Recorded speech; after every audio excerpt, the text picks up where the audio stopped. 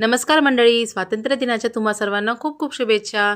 अगस्त्य आणि त्याचे पप्पा सकाळी 7 वाजता ड्युटीवर गेले त्यांच्या झेंडावंदनसाठी आणि मी बर्फीला घेऊन तिच्या स्कूलमध्ये आले।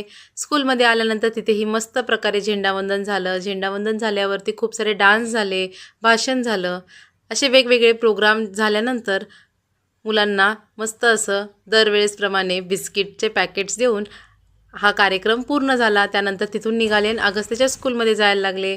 पहा तर त्याच्या स्कूलमध्ये पोहोचल्यावर तिथेही खूप छान प्रकारे सगळी मुलं नटून थटून आली होती। झेंडावंदनचा कार्यक्रम झाला, आम्ही काही सेल्फीज काढल्या आणि तिथून घरी आलो। घरी आल्यानंतर सोमवारी जे पार्सल आलं होतं त्याचं ओपनिंग केलं आणि मस्त असं स्टिकर्स मिस्टरांनी वॉलवरती चिटकवून टाकले। किती छान दिसतंय ना।